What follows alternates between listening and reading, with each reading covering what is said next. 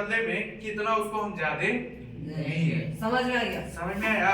जो नहीं समझ में फिर से रिपीट कर रहे हैं। देखो ध्यान सुनो, प्रिंसिपल कब बनता है कि जब हम किसी से उधार लेते हैं तब हमारे उस सेंस में क्या बनता है, प्रिंसिपल बनता है। जब हम किसी से उधार लिया गया पैसा को हम लोग क्या कहते हैं, प्रिंसिपल कहते हैं। और रेट कब कहते हैं कि जब हम उससे उधार लिए 5,000 रुपए लिए, ठीक, तो वो हमको 10% के ब्याज पे दिया, तो उस टाइम क्या कहलाता है, हमारा रेट कहलाता है। क्या कहलाता है, रेट। और टाइम कब कहलाता है कि वो हमको 10,000 रुपए दिया, 10% पे दिया और कहा कि हमको 1 साल के अंदर वो पैसा हमको लौटा देना, ठीक। तो अब हम देखेंगे कि हमको एसआई निकालना होगा कि हम 10,000 के बदले में हम उसको कितना पे किए हैं। तो उस टाइम में हमारा क्या निकलेगा, एसआई निकलेगा। समझ में आया? क्लियर है? तो एसआई का फार्मूला होता है, एसआई का फार्मूला होता है P into R into T by में 100। तो हमारा P कितना है, 5,000 है, ठीक, कितना है, 5,000 है। रेट हमारा कितना है, 10% है। और टाइम कितना है, 1 साल का, ठीक। तो 100 से कर दो तो हमारा 0 से 0 क्या हो गया, कट गया।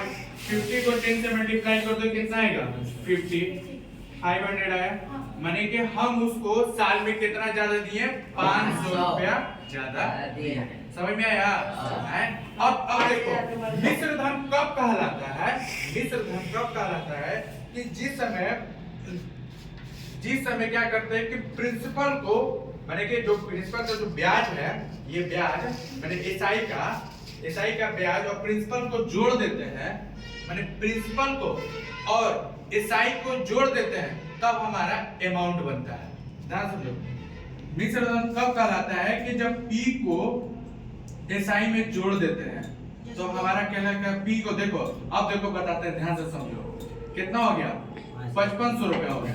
कितना हो गया, 5500 रुपया हमारा हो गया। कैसे?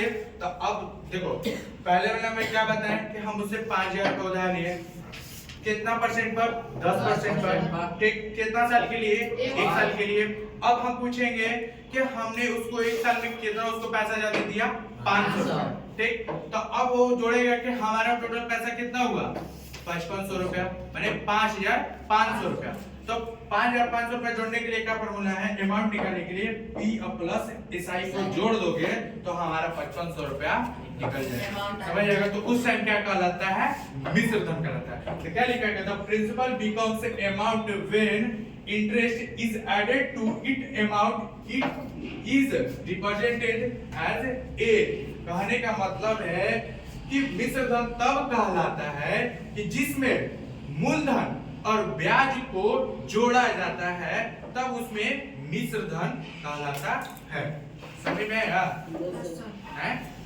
मिश्र धन कब कहलाता है कि जिस समय ब्याज,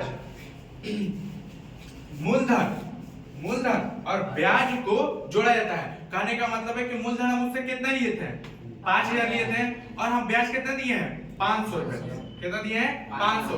तो टोटल अमाउंट हमारा कितना हो गया, 5500। माने कि हम उसको टोटल दिए 5500। तो उस टाइम क्या कहलाएगा, मिश्र धन कहलाएगा। क्लियर है? कोई डाउट, एनी डाउट नहीं ना?